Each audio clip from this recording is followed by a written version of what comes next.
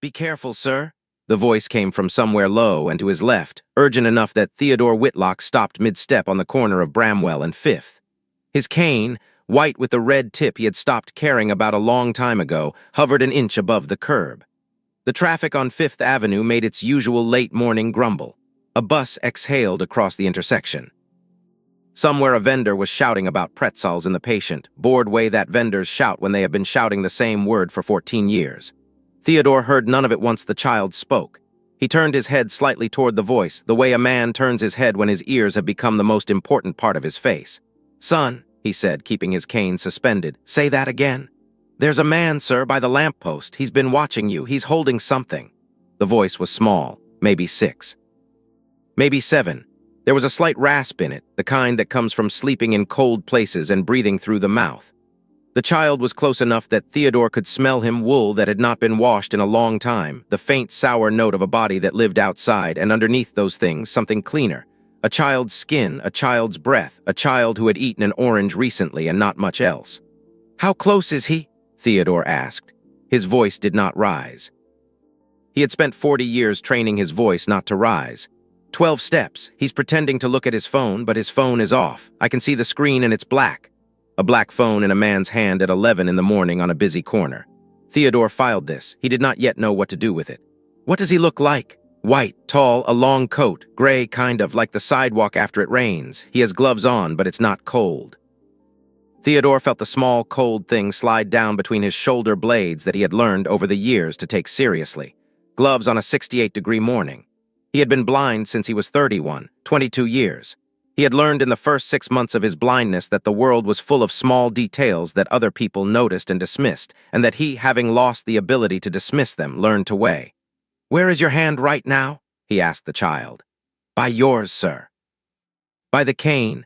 Take hold of my cuff, not my hand, my cuff, right here, yes, like that. Now I want you to walk me, slowly, across the street in the other direction, away from the lamppost. We are not going to run. We are going to walk like two people who are tired of waiting for the light. Can you do that?" "Yes, sir." Theodore felt the small fingers close around the cuff of his charcoal overcoat. The grip was careful. The child had clearly never led a blind man across a street before and was trying to do it correctly out of pure attention. They stepped off the curb together. The cane swept once, twice. Theodore listened for the traffic. The bus had pulled away. A taxi waited at the light. They crossed. On the far side, Theodore stopped under the green awning of what he knew from the smell of bread and something faintly burnt was the bakery on the southeast corner. He turned his back to the wall. He lowered his face slightly toward the child. "What is your name?" "Eli." "Eli, how old are you?" 6.5. "Eli, I need you to do one more thing for me. I need you to tell me without turning your head, without pointing, is the man in the gray coat still where he was?" A pause. The child was, Theodore understood, sliding only his eyes, the way children learn to look when they are trying not to be caught looking. "He moved, sir. He's walking. He's going the way we were going to go." He's still holding the phone, but he put his other hand in his pocket. He keeps it there. "Is anyone with him?" "No, sir, but there's a black car parked at the corner. The driver is sitting in it with the window down. I think they know each other because when you stopped, the driver looked up." Theodore reached into the inside pocket of his coat and removed his phone. His thumb moved over the surface, finding the small raised dot on the side button that he had asked the manufacturer to add. He pressed it twice. A small voice in his ear, calm and synthesized, asked who he wished to call. "Call Margaret," he said. The line rang once. Margaret Vance answered on the second ring. She always answered on the second ring. Theodore had once asked her why never the first, and she had said in her dry way that picking up on the first ring made people feel they were being humored. "Theo." "Margaret, I'm on the corner of Bramwell and Fifth under the bakery awning. There is a man in a gray coat with gloves on a warm day who has been following me. A child noticed him. There is a car at the corner with a driver who appears to be working with him. I have not seen any of this myself. I'm telling you what the child has told me." There was a half-second of silence on the other end. Margaret was a woman who used half-seconds the way other people used paragraphs. "Stay where you are. Do not move from that awning. I'm sending a car. It will not be one of the company cars. It will be a black SUV, plate beginning with RK9. The driver's name is Yusuf. He will come to the awning on foot first and identify himself. Do not get into any vehicle until you have heard the name Yusuf spoken aloud in person. Are we clear?" "We are clear." "How old is the child?" 6.5. "Keep him with you. Do not let him walk away. Whatever this is, he is now part of it, whether either of you wanted him to be." I will have someone from the firm there in 11 minutes. Police. Theodore thought for a moment. He thought about the gloves. He thought about the black phone. He thought about the driver who had looked up when he had stopped. Yes, he said. Call them, but have them come quietly. No sirens on this block. If the man in the coat hears a siren, he will walk away and we will never know what he meant to do. Understood. The line went dead. Margaret did not believe in goodbyes during emergencies. She had once told him that a goodbye was permission for the other person to relax and that no one in an emergency had earned that yet. Theodore lowered the phone. He turned his face slightly down toward the small presence at his side. Eli, are you still with me? Yes, sir, I didn't move. Good. We are going to stand here for a few minutes. Some people are coming to help us. While we wait, I am going to ask you some questions, and you are going to answer them honestly, even if the answers are things you think a grown-up does not want to hear. Is that a deal? Yes, sir.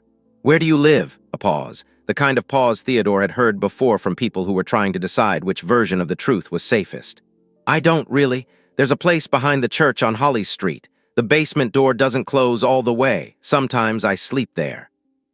Sometimes by the loading dock at the grocery on Marston. It depends on who else is in those places. Where are your parents? My mom is in a place she can't leave. She's been there since I was 4. I don't really remember her face anymore. I remember her voice a little. She used to sing a song about a sparrow. And your father? I never met him. Who feeds you, Eli? There's a lady at the diner on Marston, Mrs. Ockhaffer. She gives me toast in the morning if I sweep the back step.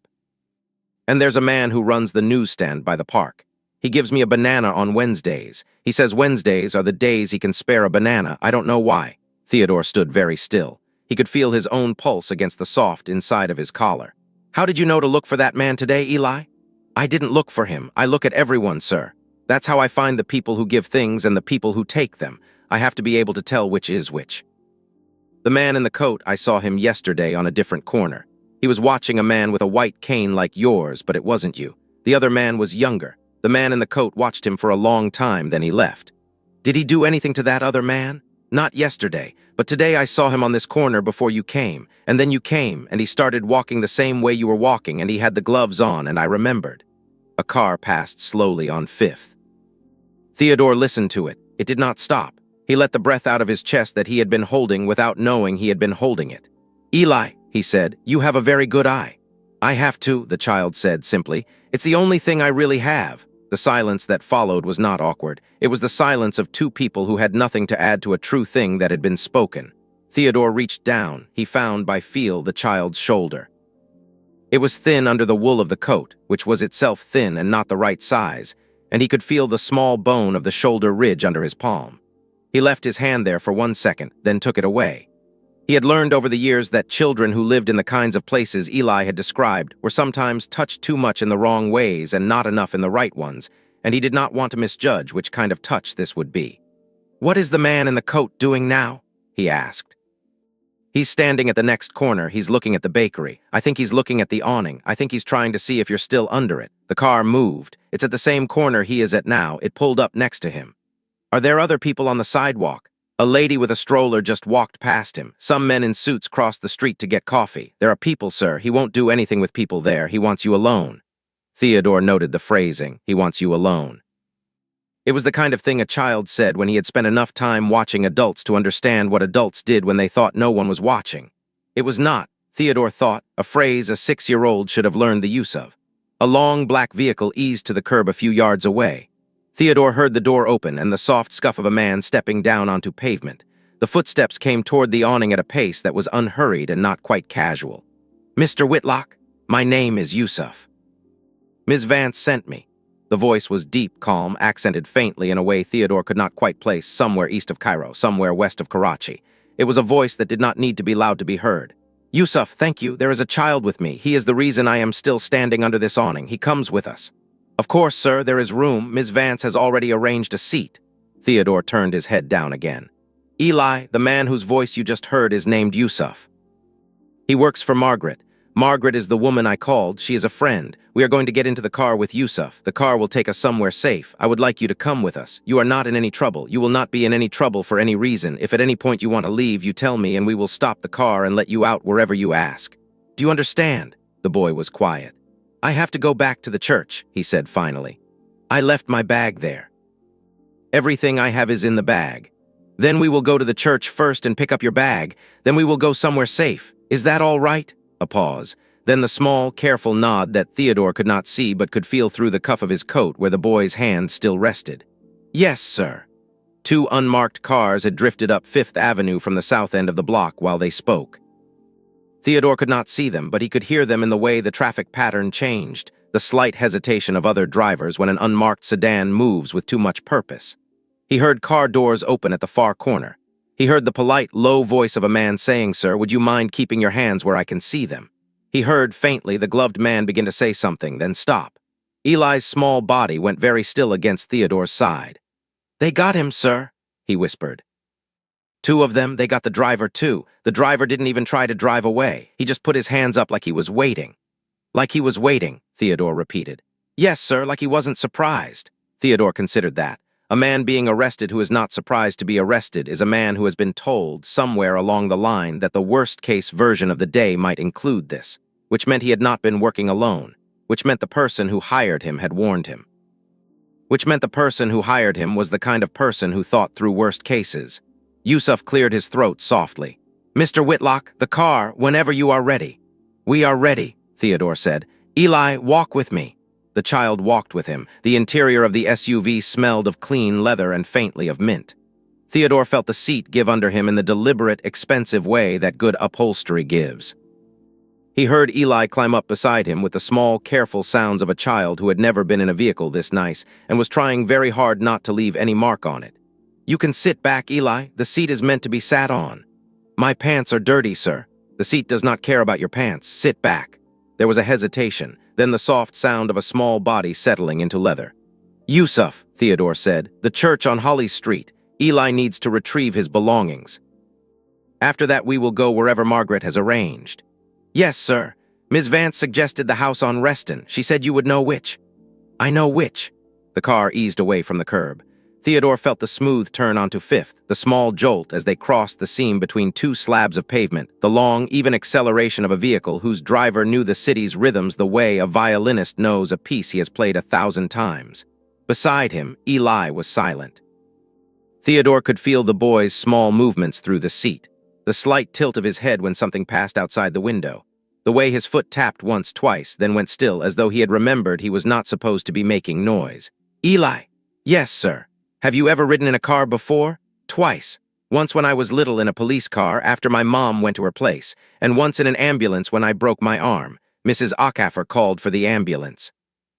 I told her not to because of the bill, but she called anyway. She said some bills are not yours to worry about. Mrs. Acaffer sounds like a good woman." "She is, sir."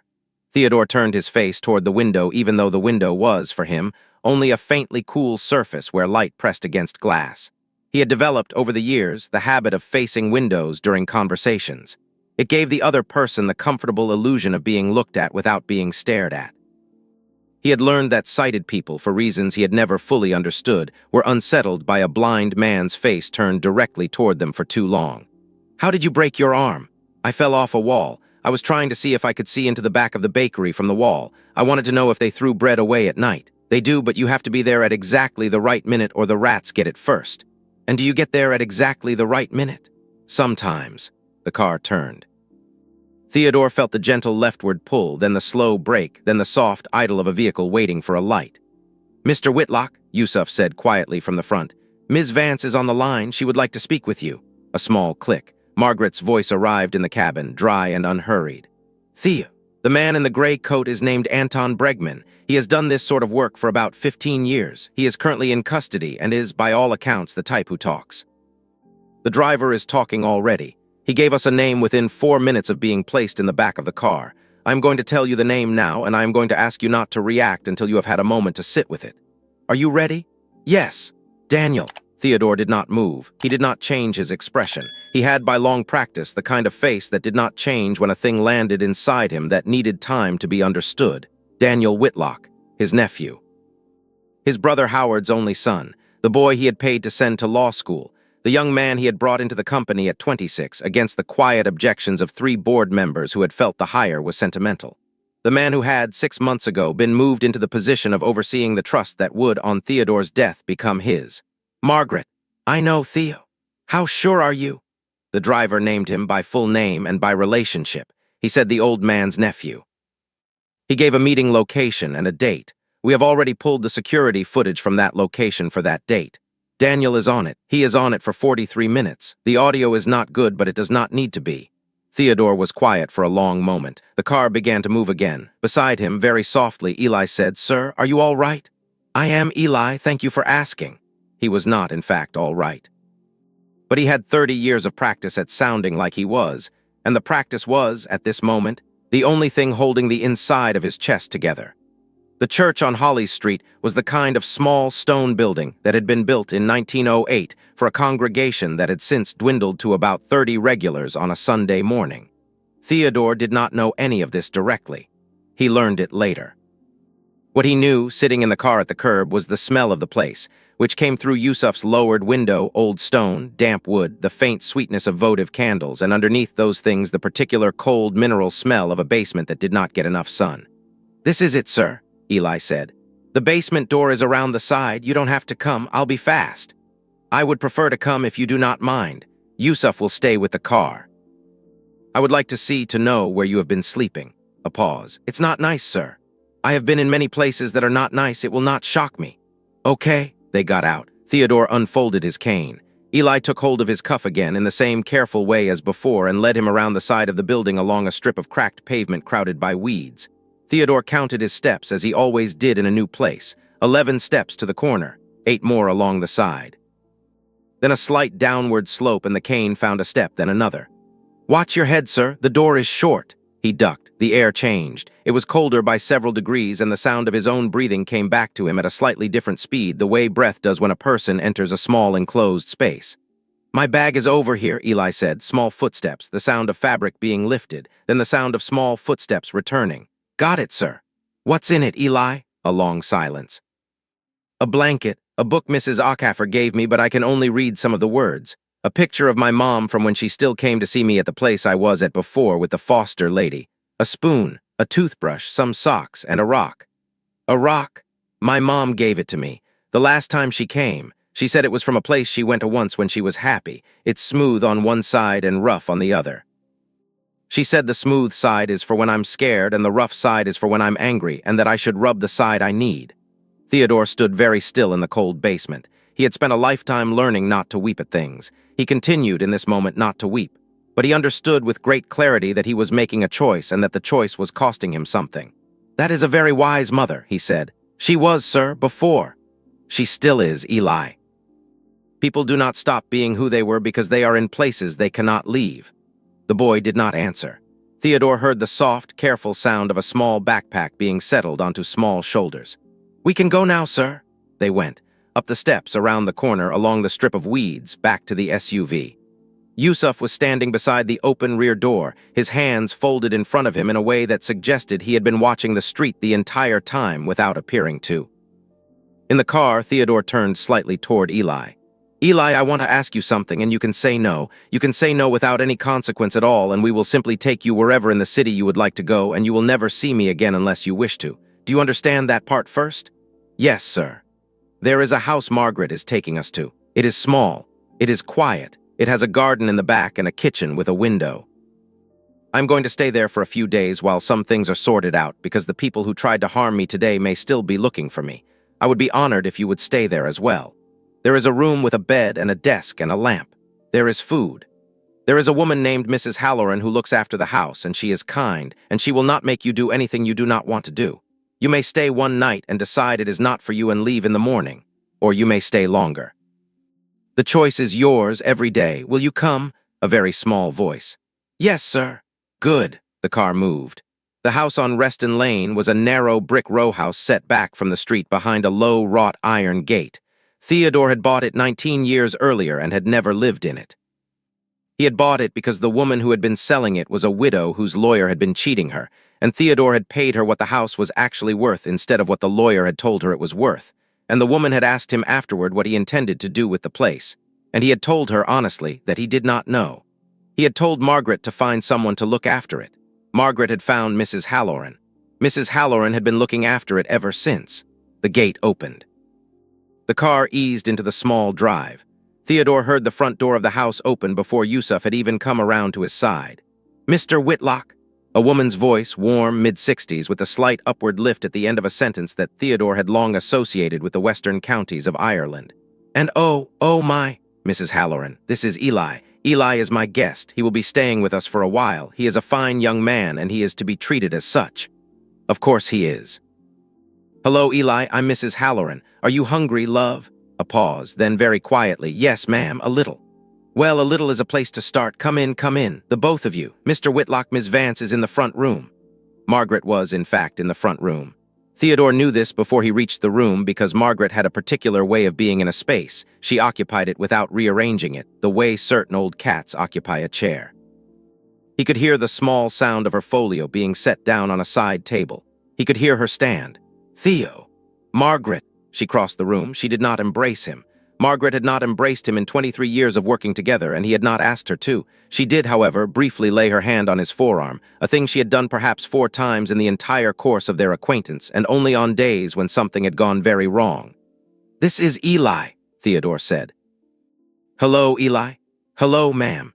Mrs. Halloran is going to take you to the kitchen and see about feeding you. After that, if you would like, there is a bathroom upstairs with hot water and as many towels as you would like to use.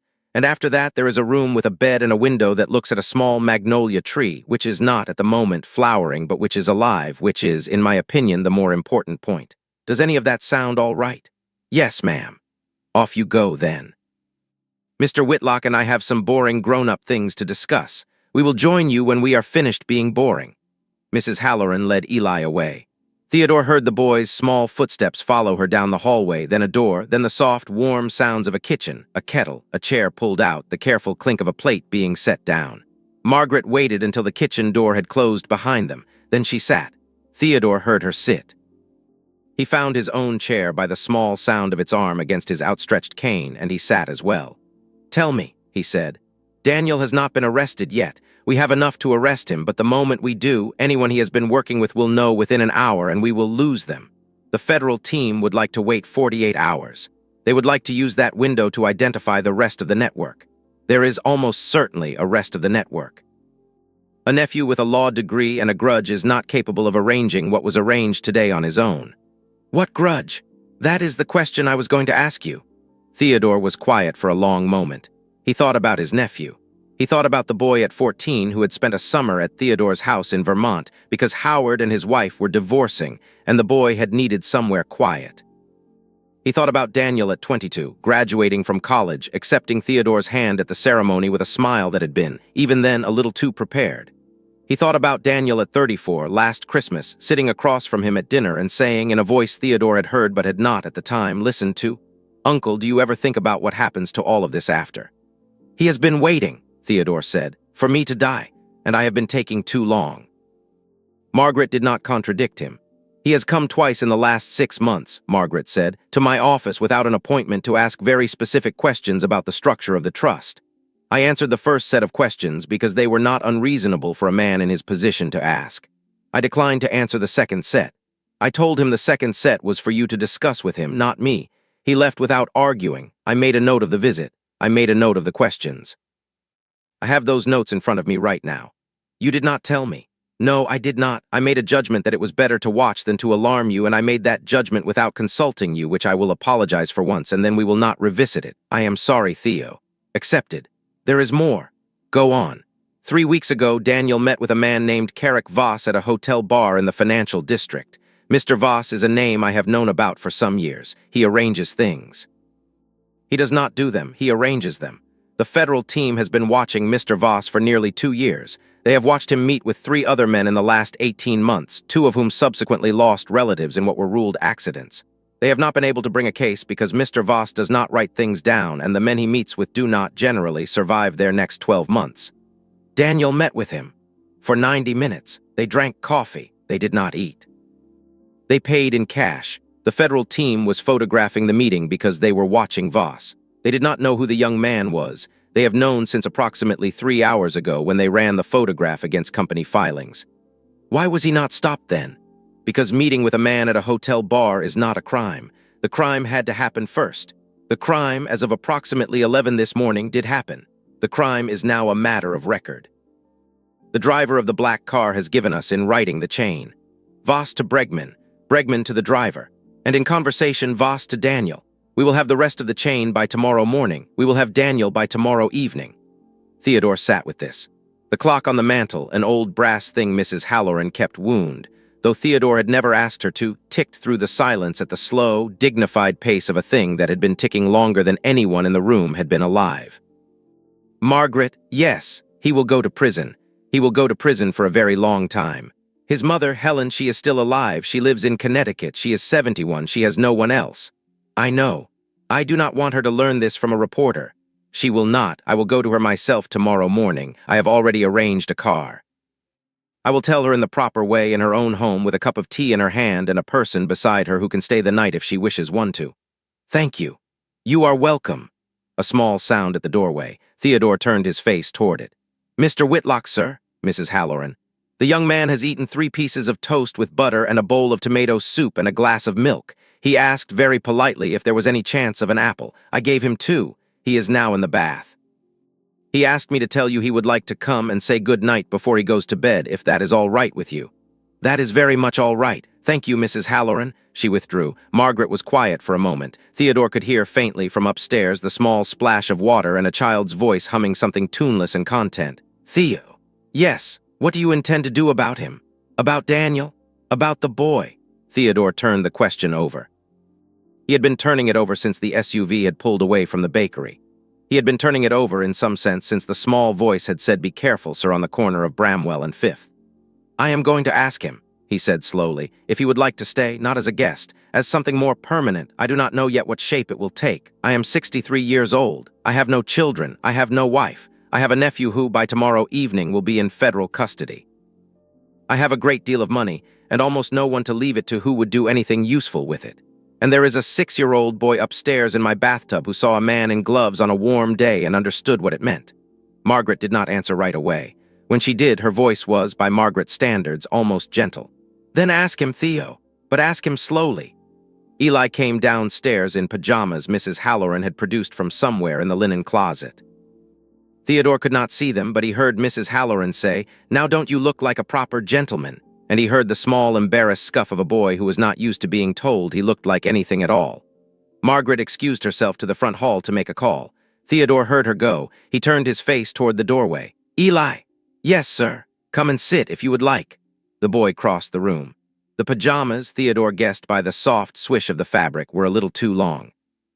He heard the boy stop at the edge of the rug, then walk on the rug with extra care, the way a child walks when he is not sure if rugs are for stepping on or stepping around. You can sit on the sofa, Eli, anywhere you like.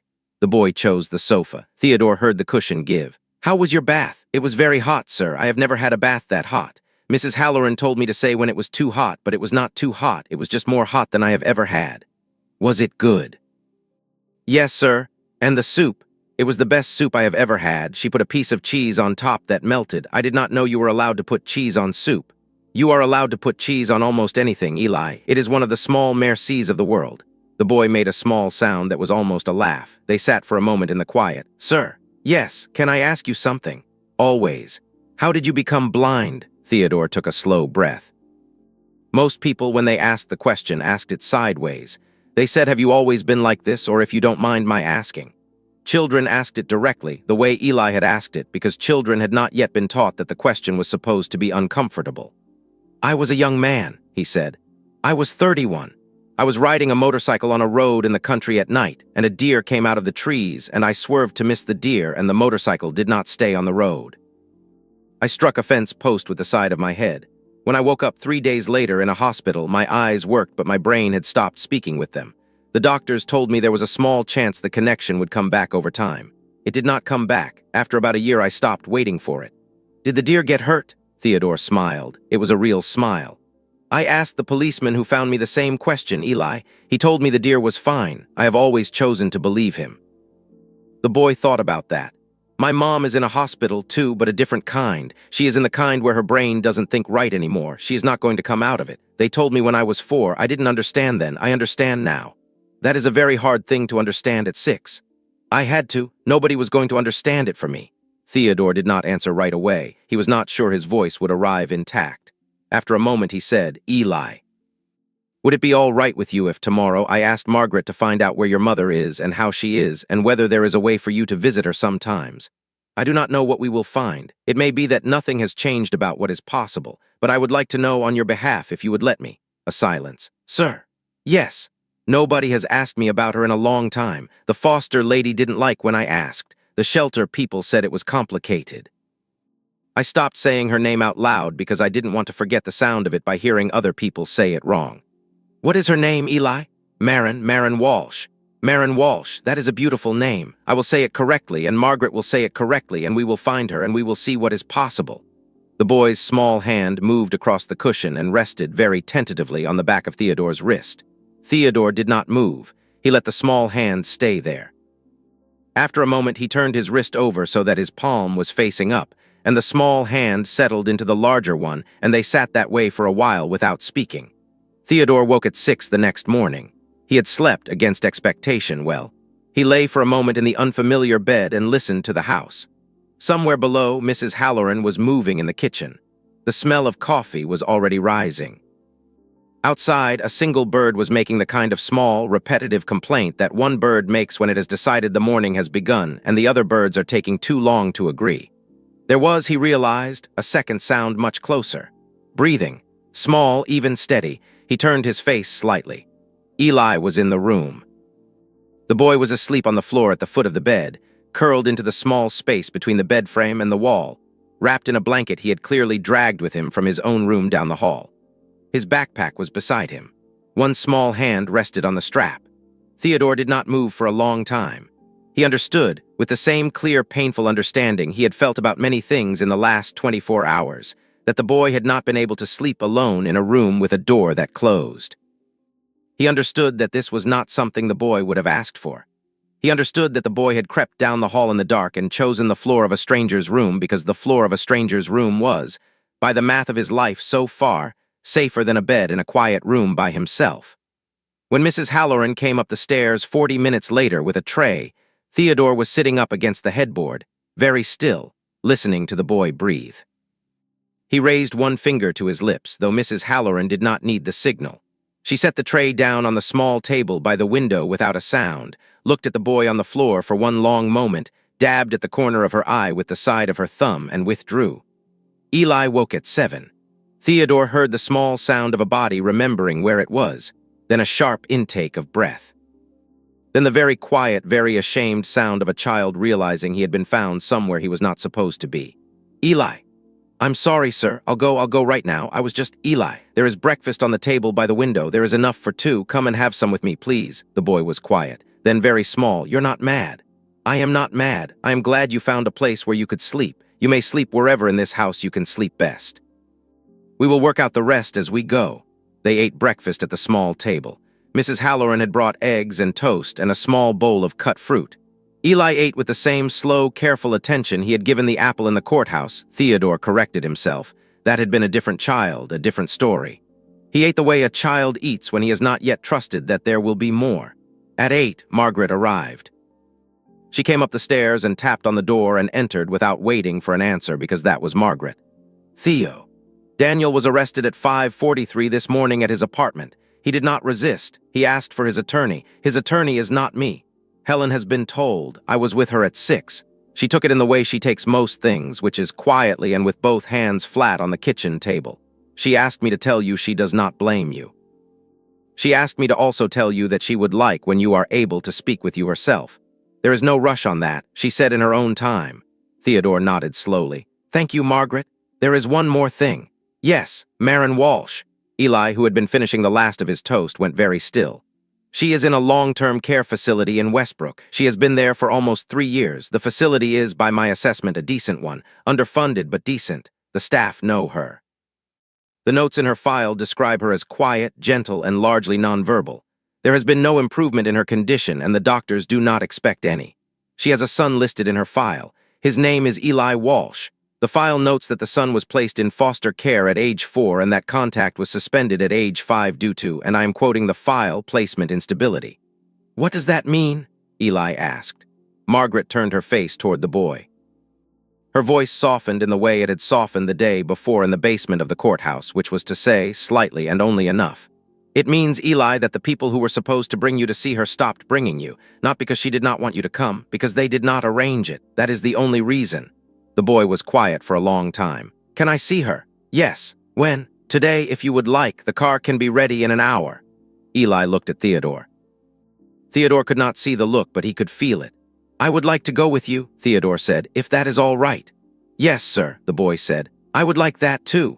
The drive to Westbrook took an hour and 20 minutes. Yusuf drove. Margaret had stayed behind to handle the morning, which she described in her usual way as a number of unpleasant phone calls I am uniquely qualified to make. Eli sat in the back beside Theodore. He held his backpack on his lap.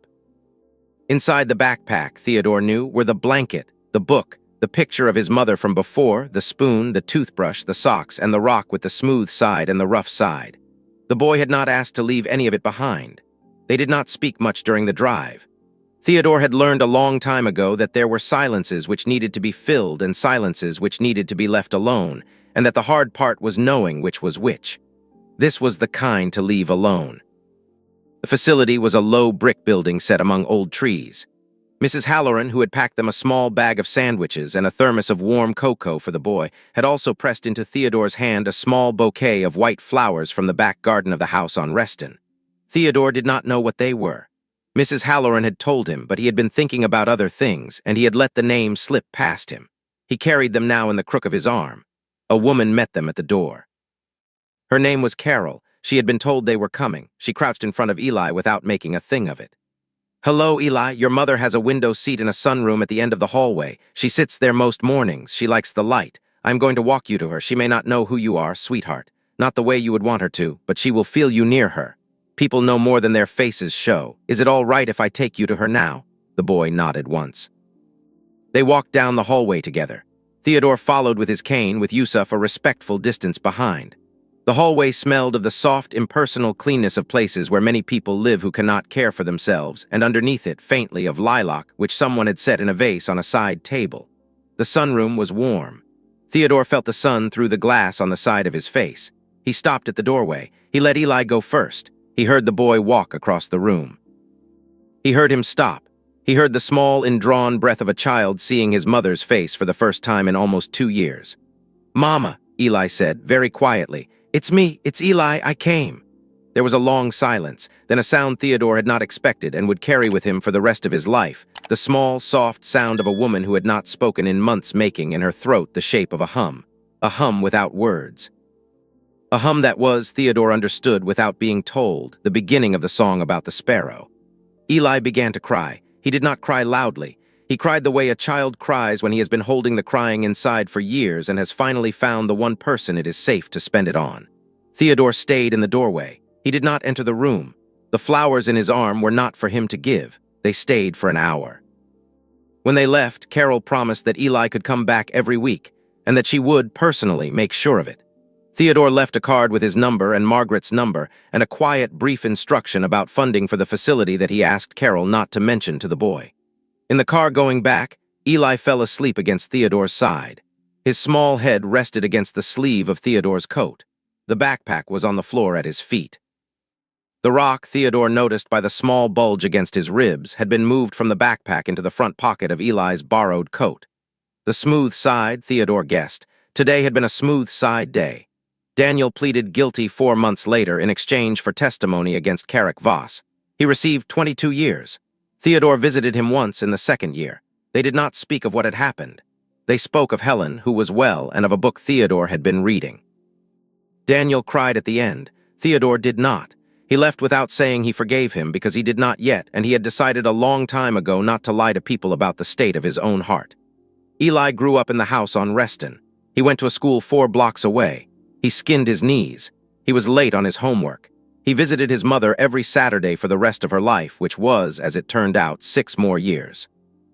He carried the rock in his pocket every day until he was 11, and then he kept it in a small wooden box on the desk by his window, where it sits as far as Theodore knows still. If this story moved you, please like the video, share it with someone who needs to hear it today, and tell us in the comments where you are watching from. Subscribe for more stories about the small acts of attention that change everything, and the unlikely heroes who see what the rest of the world walks past.